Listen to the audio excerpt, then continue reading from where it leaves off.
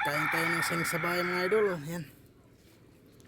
Dito lang ko sa likod ng bahay mga idol kasi ano, mainit sa loob. Yan. Kain tayo ng sing sa bahay. Ito yung niluto ko kanina. Yan, grabe kayo init mga idol. Pero yung agsaging mga idol di na sa ano, init. Bugnaw na kayo. Yan na. Kaya lang ko diri sa likod ba sa bahay mga idol. Yan. Yan. Diri kay bugnaw ang hangin. Ang shout out ng mga idol. No.